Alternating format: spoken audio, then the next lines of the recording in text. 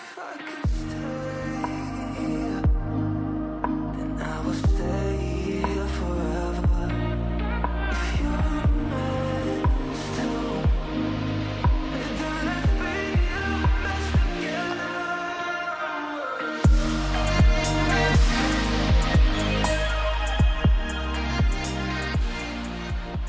Hi and welcome back to my film and TV channel. We've got a Spanish film today, but it's done in English, so don't panic. There's no dubbing or anything like that. It's a Spanish film, but yes, filmed in English. So yeah, there must be reasons for it. We're going to look at something in Spanish that's called, here we go, this will be good, La Fiebre de los Ricos. In English, just Rich Flu. There you go. So 116 minutes, quite long. Yes, a bit longer than I probably would have hoped for what we get. Although it would have been fine, I think, if this film had done it in a slightly better way or slightly more interesting way for me anyway. It was written, directed and produced by Golda Gazetula Urrutia. And it was theatrically released by Filmax in Spain on January 24th, 2025. I'm doing this review.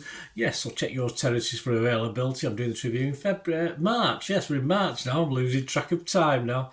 But 19th of March, 2025. So it's been knocking around for a little while, although there's very little reviews on this. I've got Internet Movie Database. I've got a score from there, but there's not much on Rotten Tomatoes or Metacritic, which are my usual go-tos, of course.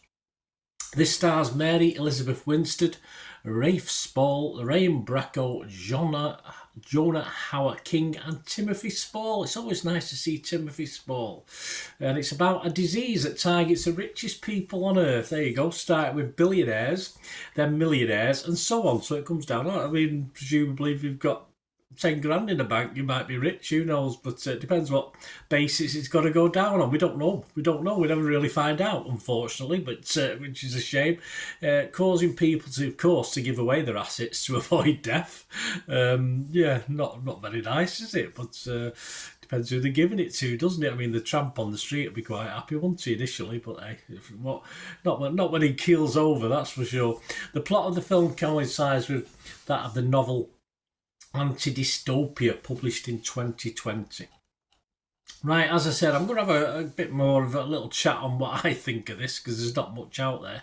A bit of a mixed up start to this. I couldn't really get the thread of what was going on initially. We get to know a little bit about the main character.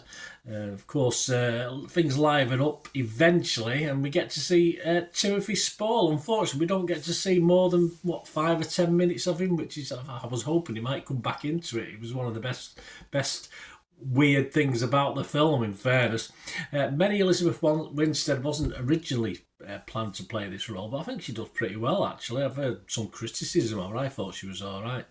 And she sort of plays a role where you don't particularly want to like her, and just as you think you might like her, well, you're getting a soft spot for her. Things happens, but I won't, obviously, I'm not going to totally give you a spoiler on that. You'll have to watch reasons behind that. So this is full of people we don't like, basically. Not nice people, generally. There's one or two, but not many knocking about. I was hoping, when I heard the plot for this, I was hoping for a grown-up version of Brewster's Millions, a classic film that's been done a couple of times, hasn't it? As our hero or heroine or hero, because they're all called heroes now, aren't they? Tries to get rid of her assets, and others are doing, but it doesn't exactly follow that path. There's a little bit of it, of course there is. And I thought there might be a bit of black comedy, despite, with the mega rich dying, of course.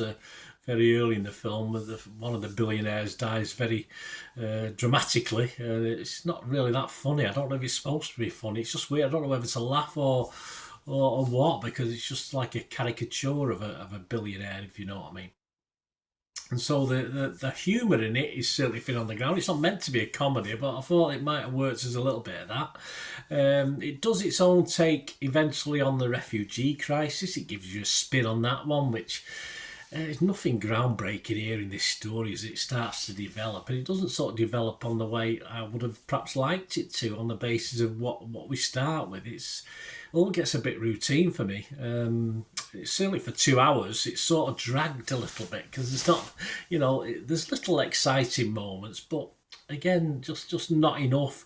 It promised, apart from being a bit mixed up at the start, I thought, oh, this has got potential when they started realising the billionaires were dying of this disease, and of course it had switched to millionaires, etc. And it just often loses itself in the telling of the story and really does struggle for me to fill the near 2 hour runtime. And it could have done easily just with the right stuff. It just feels dull, as I said, and routine. There are some genuinely good moments in it. There are one or two, especially the second half of the film, which is certainly a bit more lively than the first half. And then the ending is a bit of a funny one, the ending.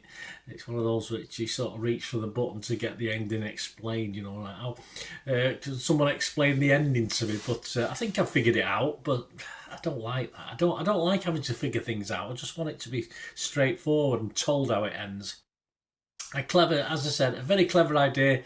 Very clever synopsis, just wasn't executed for me. I'm sure the makers are happy with the ending. I said the second half was reasonably good. You might even turn off before you get to the second half of the film. But I was a bit disappointed because I saw some okay scores on this. It was 7 out of 10 on Internet Movie Database at one stage. So I expected a little bit more from this, and I ended up being a little bit disappointed. So let me know what you think, guys, because we'll go over to Internet Movie Database, and it has over a couple of days dropped slightly, but it's still good. 4,100 scores and reviews as I'm recording this, and it's getting a healthy 6.8 out of 10. So people like it. I just was disappointed. I just thought it all got a bit routiny and samey to something else. As I said, I wouldn't have minded an updated version of Brewster's Millions, but it was never going to happen in this, unfortunately, because it sort of changed tack 2 or 3 times while we're watching it. Anyway, let me know what you think, guys. That's my comments. As I say, I can't give you any other critics' reviews. There's none around at the moment, so hope that was okay for you. Let me know your thoughts, let me know your comments in the comments section below or through my socials. And of course, if you do like what I do on the channel with film reviews, and I do the odd reality show like The Apprentice, stuff like that, if you do like what I try and do, I don't do any live shows or anything like that with this and the football channel I do. So, if you want to help support the channel in any way, there are little ways of doing it. And if you can do that for me, all I ever ask is if you keep watching and listening.